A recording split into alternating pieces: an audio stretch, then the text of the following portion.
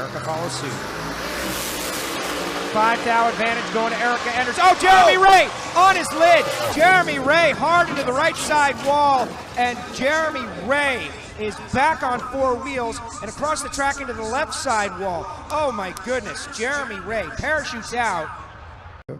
Voilà, très souvent, alors, énorme sortie, et en plus il tape pas dans les tech pro, visiblement il tape dans le mur directement. Et c'est la voiture de chez Patrick Dempsey, la malheureuse. Tout à l'heure, vous vous souvenez certainement de ce pilote japonais qui était parti 3 fois. Un replay. Voilà, on revoit. Ah non, c'est pas Bruni. Bruni, il était juste devant. C'est une Porsche de la catégorie GT-AM. Qui laissait passer et qui n'a pas vu la deuxième voiture. Through turns 1 and 2 and final 2 left-hand turns. Oh, Brett Marver to the wall, red flag. Oh, Brett Marver to the wall, red flag. Zone you just saw there. Yeah, I said we'd point it out next time. I wasn't expecting there to be cars everywhere. Loads of debris. There's chaos, absolute chaos. Alexander Sims involved. It looked as though there was Jaguar debris in there. Oh, and there is. And that is Nelson Piquet. And here's a look at it again. Keep your eyes to the right-hand side. Piquet went to the inside. Verne came across to cover it. That's a big hit, a side slap as well. That really can damage the bones and the pelvis. And how did Sims get involved? Did he just get wiped out by Verne? Yeah, because he was in front of them, I think. Number 2, he cannot. He stays third with 30 seconds to go. Oh, no. It's done. Yeah, that'll do it. And Adrian Flack's car has had a big one through turn 8. And front and rear, heavily damaged. A little bit of a flame in that rear exhaust. And here it is, turn 8. It's great for so many reasons and perilous for these. Didn't actually hit the outside wall, so had a big slide. Lost the rear and then drilled that inside fence. That is one of the most telling shots ever. You couldn't actually see the impact. All you could see were the parts getting thrown around. Wham! And just hit the fence there where there's the gap for the marshals to jump out, and then smashed its way down, damaged both front and rear corners. Sector for Armstrong, and it was his personal best of the race so far. Now the challenge is being unleashed. Yellow flag in sector 3.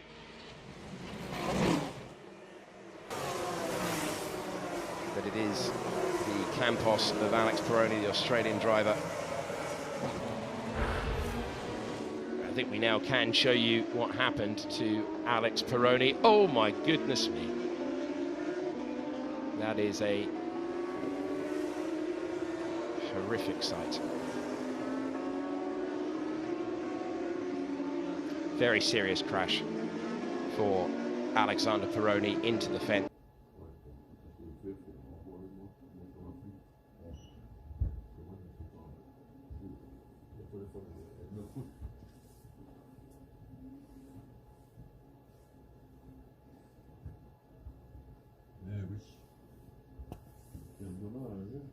If Shieldy can, he'll get across the front of him, which he's just done. Fair play, Shieldy. He's driving ever so well this year. This is good. Nice bit of racing now. To the outside line goes Finn Green.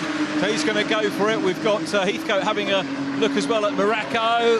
Shield there now on the outside. Oh, Finn Green got the power down a little bit early coming out of there. That's very worrying. That's not the view that we wanted to see. It causes all sorts of problems. Heathcote's out. He catches Harry King as well. And that's going to be a red flag.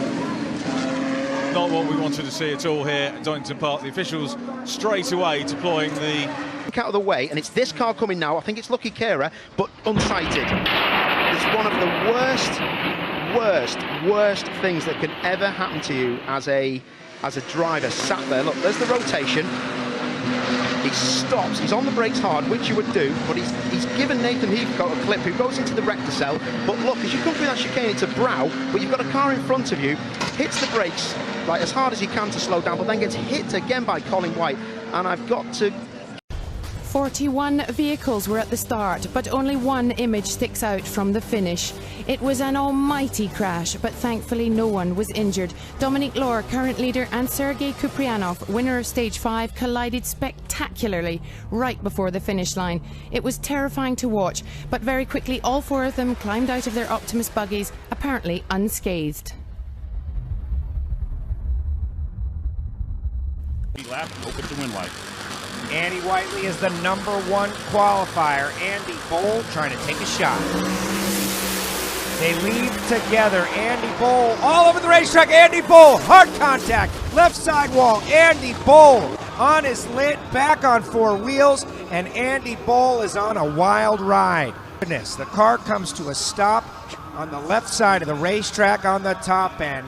Andy Whiteley onward, but Andy Boll is on the track. Sparks coming out, and the NHRA Safety Safari is rolling.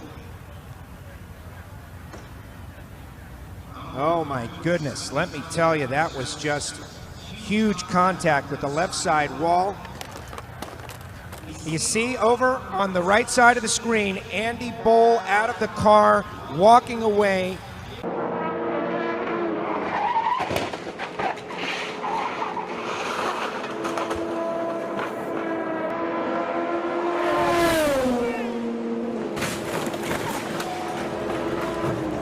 À l'instant, qui a perdu. Et non, contact. Oh, ça a tapé fort, très fort. C'est terminé pour la voiture, je peux vous l'assurer. Ah oui, oui, oui. C'est terminé. Il s'est fait safety car qui entre en piste maintenant. Avec donc la voiture, la... Run 74 machines. Sometimes you just see that problem up ahead, everyone stacks up. Oh, big crash there for Al Ghahanian. Big crash coming through turn 3.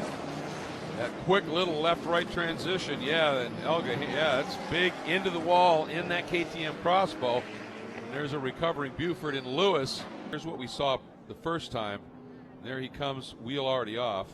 Yeah, so it wasn't a head-on, so it's kind of a glance, but it's into the driver's side. Yeah. I've been there. It's hard. Yep. And the interesting thing, you see all those parts coming off the car. It looks. Welcome back to Silverstone, where the cleaning up operation on the exit to Copse Corner continues. Thankfully, the riders involved in that enormous accident, Barry Teasdale and Paul McClung, are seemingly all right. One complaining of some hip pain, one suffering with a wrist injury, but the lads are conscious and being cared for. Going to end up. This is what it looked like from there, even more dramatic from front on. And Paul McClung's bike, bless him, he deserves a new one for that, doesn't he, for the displays put on. Another thankful thing, the bike didn't, when it was going through its sort of death throes, it didn't hit him again, you know, as it was destroying itself. One of the things you've got to avoid at all costs is getting hit by a bike, and when you're in the lap of the gods at that point, I mean, that's probably... I see what you mean, look, the bike landed almost beside him, ahead of him. Yeah. Wow, so that is 1.5 อยู่นะครับอันดับ1นะฮะตอนนี้ในโอ้โหบัณฑิตไดแย้มก็บอกผมต้องมีส่วนเกี่ยวข้องแน่นอนอ้าวเชนอันมีปัญหาครับโอ้โหรถหลุดขึ้นไปนะฮะโอ้โหหลุดออกไปครับทุกจุดนะฮะกรรมการยกทิ้งท้ายกันนะฮะโอ้จังหวะแทงลึกของเชนอังนี่เองครับแทงลึกไปนิดนึงครับเดี๋ยวผมจะแหมไปพาคุณผู้ชมไปดูนะเอ้ามีหลุดมีข้างหน้าด้วยนะฮะแหมจังหวะที่เชนอังนะรายงานกลับมาตอนนี้นี่บอกว่านักแข่งปลอดภัยครับแหมไม่ With some great racing heritage. Go for a course. Oh, big ride. Upside down, Tracy Hines. Man, as far as airtime goes, he hung for a long time. Motorsports. Let's check in with them down there with Brian. Yeah, he was pretty upset and said he didn't have anything to say, but that there was some damage to that right side, and I think they'll be giving up the go. So let's take a look at the big incident. So this is Jury. This is Kylie Jury. Okay, so he must be the last car there. Jesus. Something leaked. Whoa. That was quite aggressive. That looks mechanical for it to... He's come from the inside, across the grass, across the track. Now have a look from the front on. Something goes here. Yeah. Absolute passenger. Lucky not to pick anyone up. And then he drives away. Go figure, after all of that. So we can't actually see Doors what open. lets go there. The circuit. That's a shame because actually Vips had done a good job up until that point. It wasn't actually his fault. different teams, same junior driver program, but when Vip sees that back, he will be thoroughly unimpressed, and we have a car into the barrier to bring out the safety car.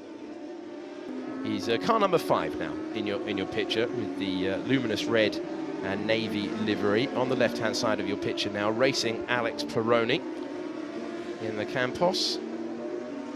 And so they're going to be going side by side, and any contact at all here, I think he's and going to you turn are straight. Oh, he's got. He's gone that way. Wow. That's unusual. That is. You expect it to be a to go right. Yeah. Then he goes. Yeah, you expect it to be a front wing off the car, but into the barriers and underneath the barrier. The lap traffic has just worked perfectly for Keegan. Here comes Larson with a last-minute charge. Through the prison bend he goes. The big contact. Oh, dear me. Wow. Heartbreak Hotel. It was a move that was possibly debatable. Jamie Larson and Luke Keegan as they came off the prison bend. Dave O. Johnson behind. Oh no, and it's happened again. That's another red flag. This is where the touring cars and the Formula 3 cars have all of their mishaps. And I can promise you that we will not be restarting this race this evening. All Australian made Irving Vincent 1300. And here they come, Pridmore bike number 43 as he the back snaps away from him. He's over the bars. Oh, Bo beaten on the Irving Vincent, takes it way over the top as well. What a massive incident, Phil. Yeah, this was only on the end of lap 2, Braxy, so it'll be interesting to see what the officials do, but that was a massive crash. You can see Pridmore just lost the back end of his machine. I think we'll see a red flag stoppage now as the riders make their way down the straight. The red flag, they'll be able to fix that up. But there is a replay. The Suzuki replay showing Ralph Hudson's Yamaha going down. Pridmore just lost the back end, and unfortunately Bo Beaton, completely unsighted, had nowhere to go when he was confronted by Pridmore's number 43 machine. And that's 1 down for Team USA and 1 down for Team Australia.